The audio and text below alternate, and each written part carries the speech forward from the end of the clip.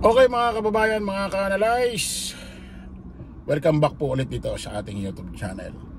Pag-usapan naman ho natin, update naman ho tayo rito sa issue ho ng Maynila. Siyempre di natin makakalimutan yan, lungsod ng Maynila. Favorite ho natin na lungsod Maynila, na kung saan etong si Mayor Hani Lacuna paangat na ho ng paangat, palaki ho na ng palaki ang ratings niya laban dito ho kay dating Mayor Isko Moreno. Kung si dating Mayor Isko Moreno ho malaki ang ratings, parang ang dating ng survey ni Mayor Hani Lacuna pumapantay na. At malamang ito sa mga susunod na araw lalagpas na to mga kababayan. Ito mga kababayan, mga taga Maynila, may update ho si Mayor Dr. Hani Lacuna dyan sa Maynila. O ito, basahin ho natin. 17.8 billion yan ang utang na iniwan sa atin ng nakaraang administrasyon. Putik 17.8 billion. Napakasakit naman sa tenga nito. Isipin mo, umutang ang administrasyong Isko Moreno, tapos one term lang umalis na. Anong klase? Nagpatayo rito, tapos may iniwang utas magpe-presidente na. Ano yun? 17.8 billion yan ang utang na iniwan sa atin ng nakaraang administrasyon. Isang halaga na dapat sana'y napunta sa mas maraming serbisyo para sa mga Manileño. Mas maraming libreng gamot at serbisyong medikal. Mas malaking allowance para sa mga estudyante, PWDs, senior citizen at solo parents, at mas maraming programa pang edukasyon. Pero kahit may sinabi tayong obligasyon, may pagmamalaki ko po sa inyong lahat na hindi tayo huminto sa paglingkod sa tamang pag-google at masinop na pamamahala. Mahigit 3 billion na ang nabayaran natin ngayong taon.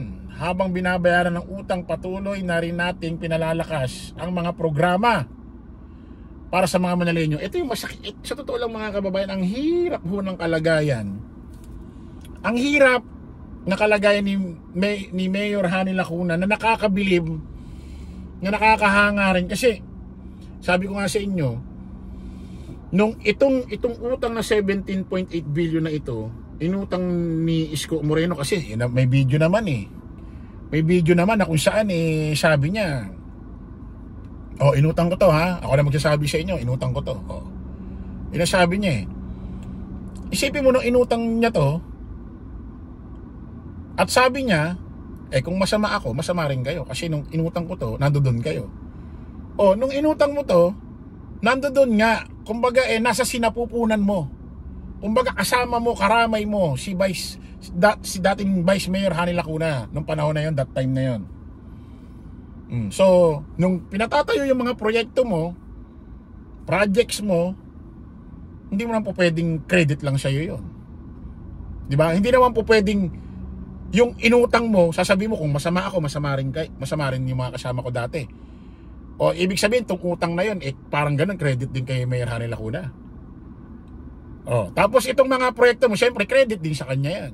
Kasi nandoon siya nung panahon na yun ngayon mga kababayan, tinutuloy ni Mayor Hani Lacuna yung mga ibang proyekto. Binabayaran yung utang na yun. Yung pagbayad ng utang na yun, credit na lang kay Mayor Hani Lacuna. Wala na si Isko. Pero nung gumagawa siya ng mga proyekto kasama, credit din yun kay Mayor Hani Lacuna. Pero itong nagbabayad siya ng utang, siya na lang mag-isa.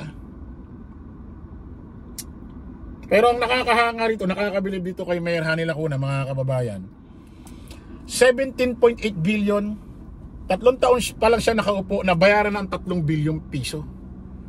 Bukod dyan, may mga pinatayo pang project. Unahin na natin, huwag natin kalimutan yung unang universidad sa Tondo.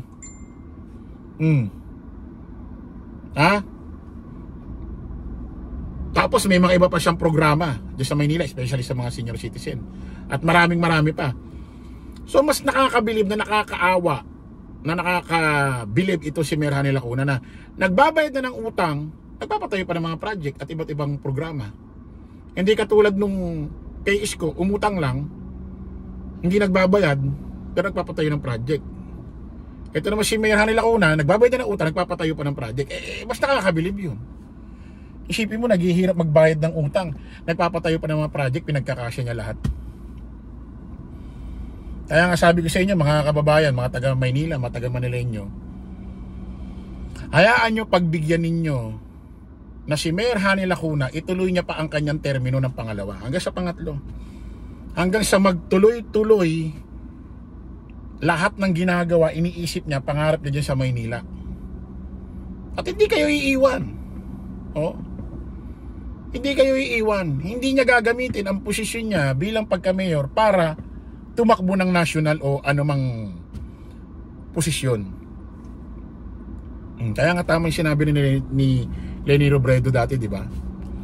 Pag nanalo siyang mayor sa Bicol, hindi siya tatakbo ng national sa 2028. Pag nanalo siya sa mayor ng Bicol ngayong 2025. Ayaw niyang gamitin, ayaw niyang gawing dahilan, gamitin na mananalo siyang pagka-mayor sa Bicol, tapos sa 2028, iiwanan niya na ang kanyang distrito, tatakbo na siya ng national sa 2028. Nakakaya naman daw sa kanyang mga nasasakupan.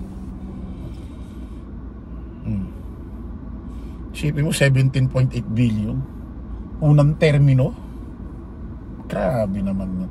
Tapos iniwan agad, hindi man lang tumakbo pa ng isang termino, tapos habang vice president pa rin si Mayor Hani Lacuna para sabay nilang bayaran din ang utang na yan, itaguyod pa ulit yung utang na yan. Ang nangyari, nangutang, nagpatayo ng project, nagpapogi, tapos bigla nang magpe-presidente. Anong klase? Parang sa unang tingin, kala mo nakakabilib si Isko eh.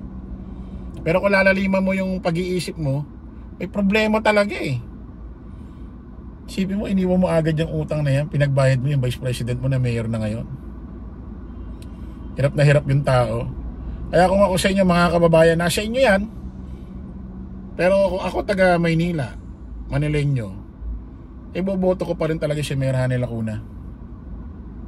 Kasi sisiguraduhin ko, itong pangalawang termino niya, mas marami siyang magagawang mga proyekto, mas magagandang programa dyan para sa taga Maynila.